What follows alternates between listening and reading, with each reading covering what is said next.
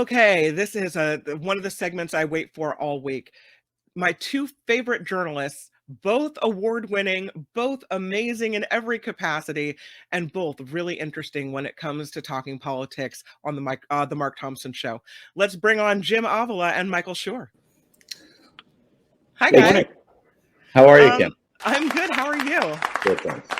I thought I must have, and I know it's not about me, but I thought I must have hit the jackpot when the indictments came down yesterday, and I know both of you two are coming on. So we've got a new defendant in the case.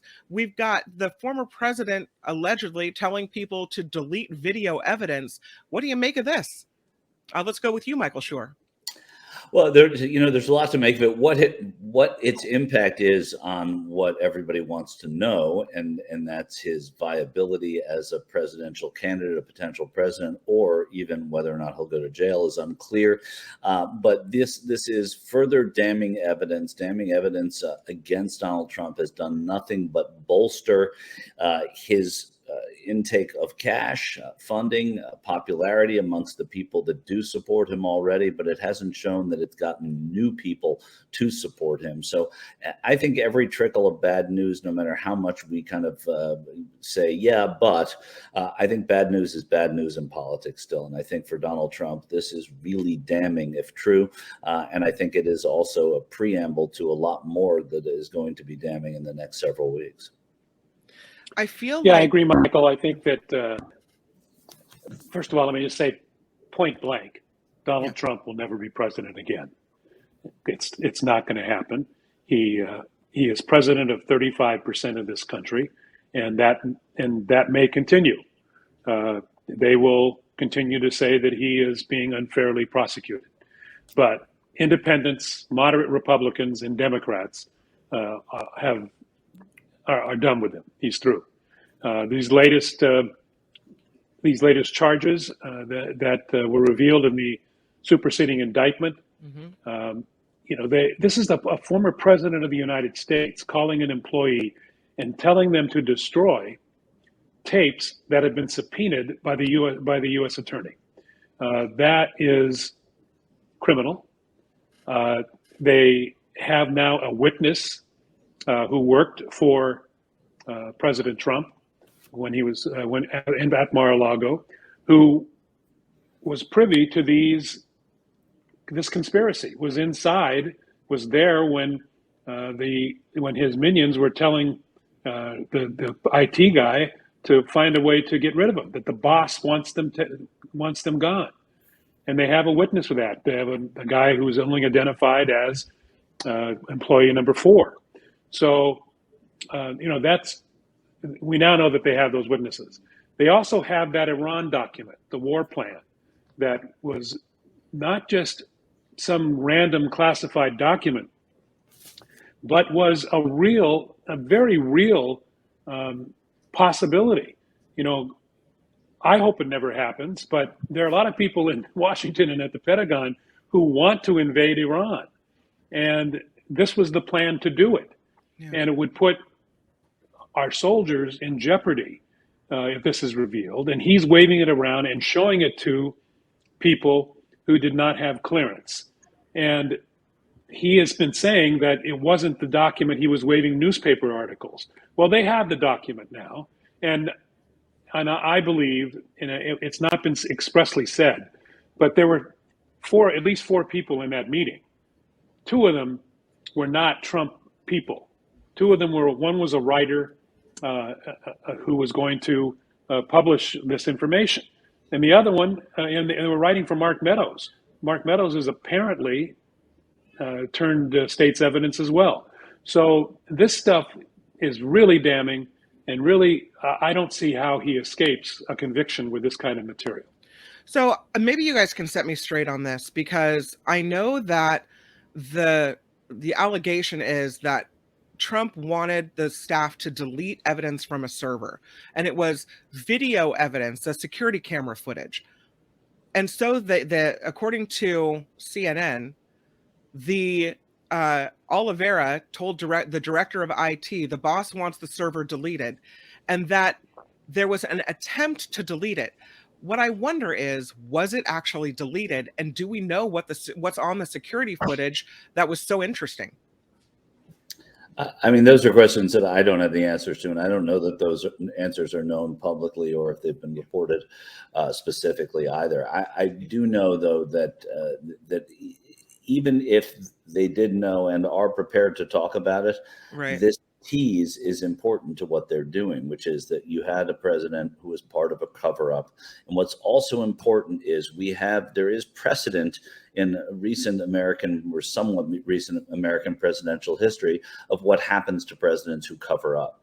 And I don't think that, a lot of times we've invoked Watergate and whether or not Richard Nixon would have survived today and whether or not Donald Trump's issues are akin to that. But the truth of the matter is there's a similarity when you talk about a cover-up, and the cover-up is what did Nixon in. And perhaps if this does, get bigger and we do learn these specifics, Kim, at that point, you could actually, a cover-up is a very easy thing for the average American to put their arms around. And further to that, a lot of his supporters said this is a witch hunt. Well, when you have a cover-up, you've found the witch. Yeah. Yeah. My mind goes think wild, though, you guys, with what's on the tape. And I know it doesn't matter because the obstruction is what we're looking at here, but my mind goes to, okay, well, is it this wild, cartoonish pushing around of documents from one place to another? You can see, carts of documents going back and forth on the security footage. Or is it people coming to buy documents or look at documents and paying money and foreign operatives and people like is it really sinister? What is even happening? And I think it just opens up even more questions. But yes, it's the cover up that seems to have gotten people busted in the past. Jim Avila? Well, I think it matters Mm-hmm. what's on the tape. My guess is what's on the surveillance tapes are people moving boxes. Yeah. That I think is what it really is. And in fact, Trump said this morning on his Truth Social that he claims he turned over the surveillance tapes. So they have them. So eventually, at least we believe Trump, they have them. And I think because they're talking about him so much, I think they probably have some of them. And the IT guy said that he didn't know how to do that. He didn't know how to destroy them.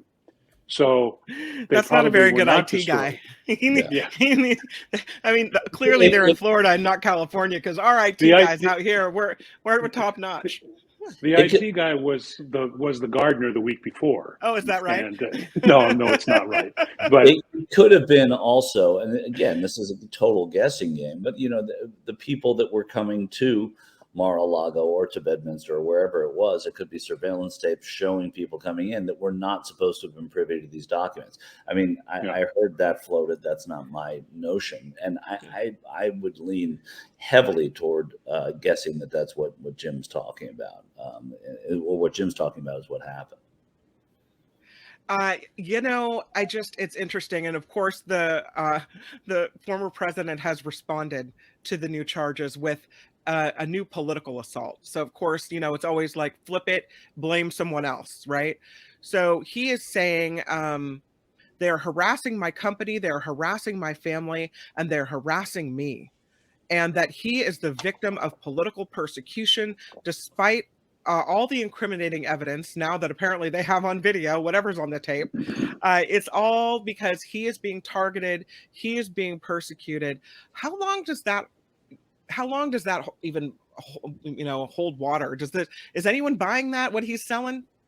What do you guys think? Well, I think his followers are buying it, and he's still likely to win the Republican primary. So he's the front runner. He is the odds-on favorite. We'll see what happens after the January 6th indictments, which are around the corner. Could still happen today, but probably next week. And then we have the Georgia stuff. So it'll be a flood of information. Now, it was interesting yesterday when this happened. I kind of tune in Fox to see what they're saying about the bad news. And of course, they were talking about Hunter Biden. They weren't even talking about the new information, the superseding indictment. And then when they did finally talk about it, they called it a diversion, and it's to take attention away from the Hunter Biden problem. Oh, The problem with the Hunter Biden problem is Hunter Biden is not running for election. yeah. And until there's some solid evidence, and there isn't, despite all the smoke, there's not been evidence that ties Joe Biden to wrongdoing. It remains a story of a father who loves his son, who is deeply troubled and probably deserves whatever he gets. He doesn't deserve, by my reading of all the things that usually happen in these cases, he doesn't deserve to go to jail. People who don't pay their taxes and then pay them when the IRS comes knocking at the door usually pay a fine, a civil penalty, and certainly filling out a form on a gun charge is not going to put you in prison either. So there's most people who do the things that Hunter Biden did deserve punishment. They deserve monetary punishment, and he's had to do that. He's paid penalties and his taxes. That's it.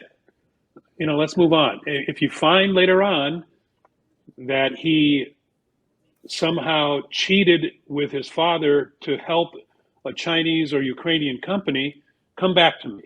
But until you do, knock it off. Yeah. You mentioned Georgia while you were talking, and I just read a news story about security barriers going up outside the Fulton County Courthouse, and that has everyone speculating, okay, more indictments are finally going to come in the attempts to influence the 2020 Georgia general election case. And I wonder, what you think about this, Michael Shure. Are you seeing that, this all coming to a head at the same time? These indictments flying day by day? I mean, I don't think it's coordinated. I think that there's probably deference given to different cases by different prosecutors in terms of how they're rolled out. But I don't think you have a prosecutor in Georgia calling a prosecutor to say, here's what we're going to do, and we're going to do it, and how we're going to do it. But all of this happened at around the same time, and it's taking what seems to be a somewhat similar amount of time to get through these things. And I think, when you heard the news about Rudy Giuliani admitting lies in Georgia and defamation, that you started to think that Georgia was going to be happening soon, because those things were starting to come out.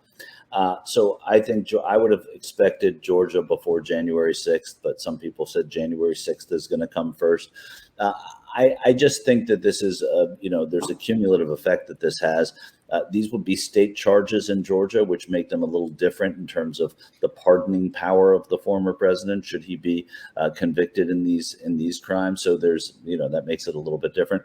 Again, it's all part of the same thing, and it's all part of what happened in the wake of a loss in a presidential election, and then what happened just before those results were being certified in D.C.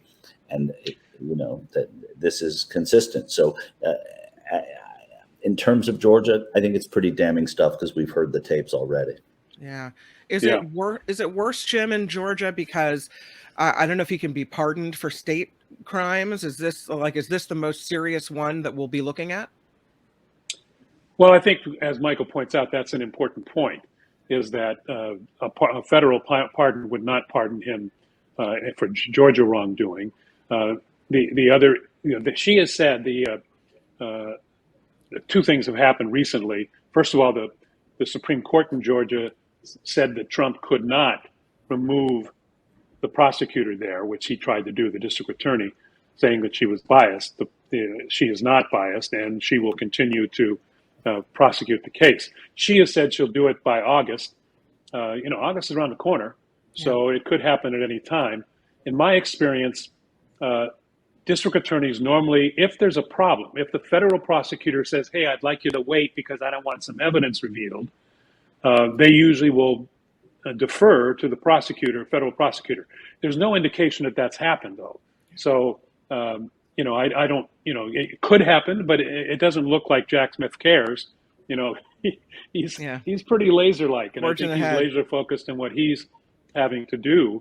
And then, whatever the district attorney in Georgia does is okay with him. And on the human side of things, I think that they're pretty cognizant of not having it look as if it is a certain way. Yeah. And I don't know this to be fact either, but knowing the way that politicians react to how they might be criticized, I do know a little bit about that. And I would imagine they would try and avoid having it look as if it was this sort of coordinated barrage. This is happening because you had a president of the United States act in really egregious ways all over the map. You had mentioned, I think Jim mentioned Rudy Giuliani.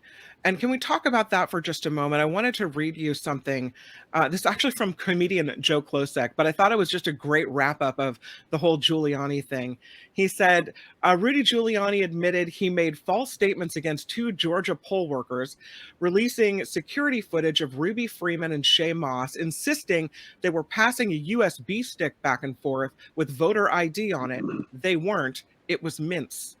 It turned their lives upside down. They received death threats. Conspiracy theorists showed up at their homes. Their reputations were smeared. Giuliani, he writes, now says his claims were false, but they are protected political speech under the First Amendment. He says, I'm no legal scholar, but putting 2 innocent people's lives at risk and spreading a completely fabricated story to illegally keep a guy in the White House and then claiming it was just a First Amendment political speech is not going to fly in court. I think that, you hear Rudy Giuliani and the names of the poll workers, their lives were turned upside down, kind of, they get shuffled under the mat here. And it's important freedom to of know the speech. this happened. Yeah. Freedom of speech ends at where libel begins. Right. Okay. We have freedom of the press, but we're still subject to libel. And even though we have more protections in the press than Rudy Giuliani has, Rudy Giuliani was a nobody. He wasn't an elected official. He was the president's private attorney, and he spread lies and libelous lies about these 2 women. He said they were passing he went into racial tropes. He said that they were passing this USB thing like they were passing drugs among each other. He totally irresponsible. I don't know what happened to Rudy Giuliani. I really don't. He has become a national laughingstock and deserves every bit of prison time he gets.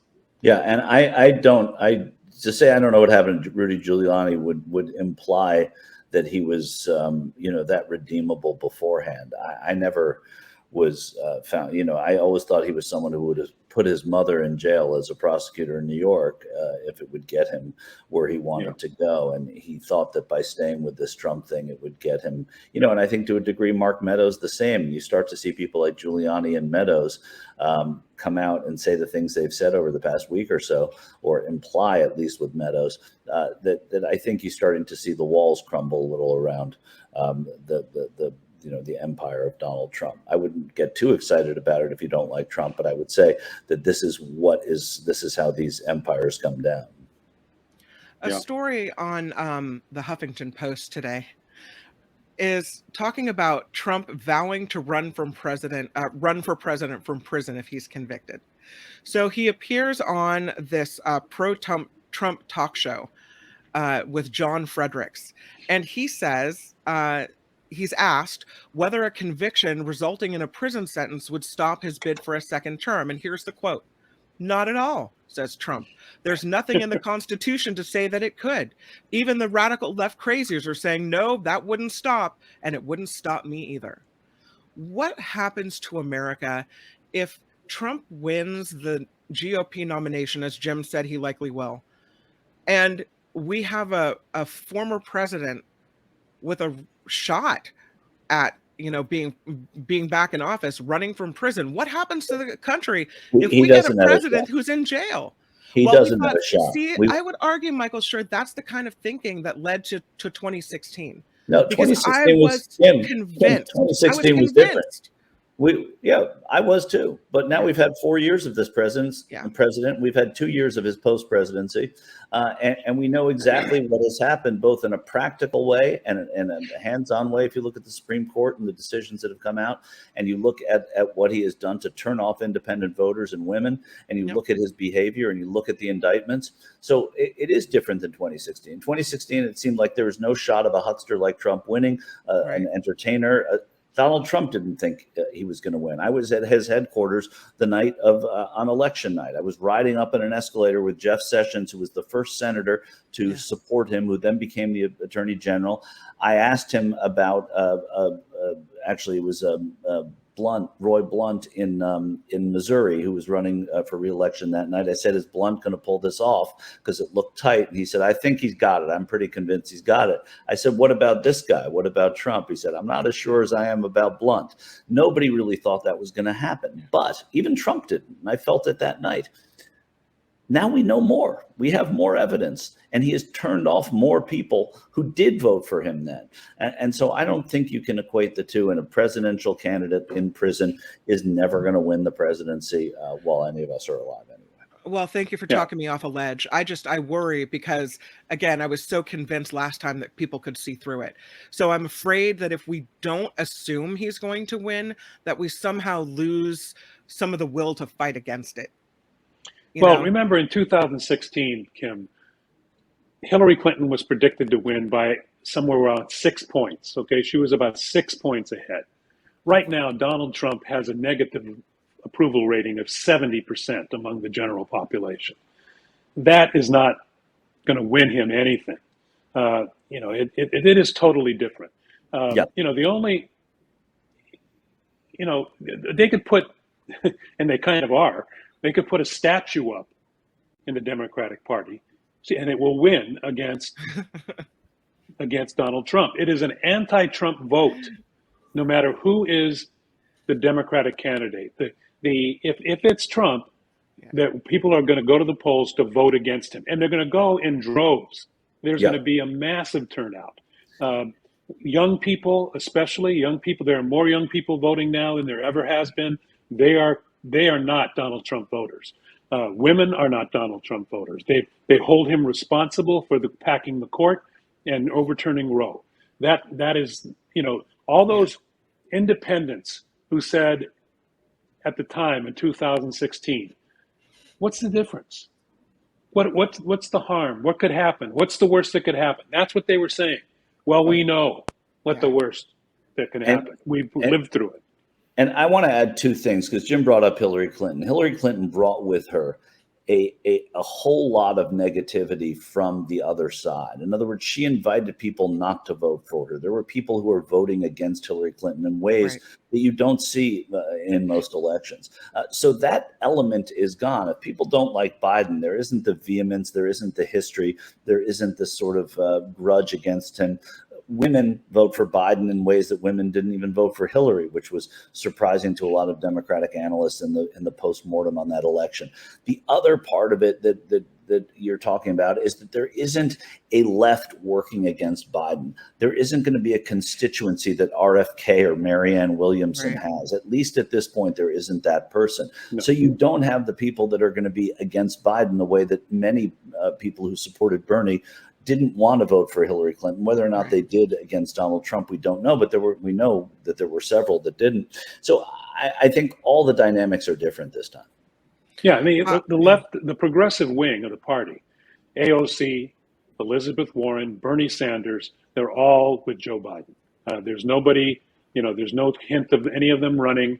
There's no left candidate. Robert F. Kennedy is not a Democrat. He's getting his forum is Republicans. That's not going to happen. There's no strong, even the Green Party candidate, who is a very smart man and fun to watch. And his name is escaping me. Michael, help me out here. The professor. Now it's doing to me too. Yeah, the guy with the wild hair. Right. Cornel West. Sorry, Cornel West. Yes, thank you, Cornel West. He was smart and very fun to listen to, and has a lot of ideas, but he's not going to pull a lot of votes. Joe Biden has the African American vote, because he caters to it. He is very careful about making sure that they're happy. Save some time, Kim. We need to talk about old people. Okay, we're almost done. I feel like I needed this conversation. You want to talk about old people? Well, I just think that the McConnell space out was very hard to watch. And Yeah. I'm not mocking him in any way. I'm not a Republican who mocks people who have a problem, Yep. but clearly he has a problem. And if Joe Biden would have spaced out for 30 seconds in front of a microphone, Oh, the right-wing media would have been tearing down the walls. right. So, I think there's one of the things that's interesting to watch, and since I write about the media, is the reaction here. The reaction on MSNBC and CNN was certainly newsworthy. It was newsworthy what's happening. And there are people who are calling for him to step down, but nobody is mocking him. Nobody is, like they did when Joe Biden tripped over a sandbag, and the guys like Jesse Waters and that other clown who's on Fox who does the nighttime show, were full of jokes. That's not what we need. What we need, and Dianne Feinstein had the same issue on the same day. The Yeah. same day, she couldn't remember She what couldn't she remember was how to doing. vote or what she. Yeah, she they had to launched tell her to into vote to say aye. Yeah. Mm-hmm. We have to address this somehow. And I worry, as we go along, there's no evidence of it yet. There have been slip-ups by Joe Biden, and you can see that he forgets names just like I do. Mm-hmm. And I know as somebody who I'm He was 68, actually the one who told me Cornell West, if that helps. That's right. He liked the that. president texted me. Yeah. Yeah, Joe Biden probably will remember the name. But I mean, doesn't everybody forget names? I mean, it happens more now. I'm 68. I just turned 68 this week. And, I know that I'm not, as far as names are concerned and things like that, I've got to look it up. Yeah. So, and that's not a huge concern. But when you're president of the United States and you Right. have to make quick decisions, Yeah. I'm concerned. And I think people have a right to be concerned. And I wish that he would do what he did, what he said he would do, which was be a transitional president. He has taken us out of the dark ages and brought us back into the light. Step aside and get on Mount Rushmore and let somebody else run. But I don't think that's going to happen. Well, I'll say I'm nearly 2 decades younger than you, and I call my kids by the wrong name. I mean, it happens to us. So I don't think that being forgetful of a name or not being able to recall the name of what's the name of that movie I watched, those things I don't think are really indicative of cognitive decline. But what we saw with Dianne Feinstein the other day, that was a little bit concerning. And what we saw with McConnell, again, that's concerning. And now we find out that he's had multiple episodes like this. Yeah, and those are right? real too. Yeah. McConnell had a fall. Feinstein has some level of Yeah. dementia. We know Right. that. The president doesn't. He's just an older American. That's right. Yeah. He's just an older Yeah, he fellow. still moves pretty well when you see him, go to the helicopter, and sometimes he runs and that kind of thing. He's what is he, 81? Yeah, he's I think he's 80. 80. Yeah. He's running. I remember when he was running for president, and I saw him, and it was one of these stages that was like there was a major walkway, and then the stage was massive. He ran all the way down the walkway, ran to the microphone, and I mean, and then he starts speaking, and he's not out of breath. I would have been like, "Give me a minute, everybody." Right. Hold on for a second before I start speaking. That made me think this is a guy who's older but really in shape. Yeah, Definitely. So, well, you guys, I love our conversation this week. Thank you for telling me that President Trump isn't going to win no matter what. I need to hear it. I'm going to make you say it every week so that I don't freak out as election season approches. There's Jim never been Avila anything Michael like this. Shure. Yes, thank you so much for being here. I adore both of you, and I'll see you next Friday. Okay, bye. Bye, guys. Hi, it's Mark, and I thought that was great. Hit the notification bell, you'll know whenever there's a new video being dropped, and please subscribe to our channel to help us save the universe.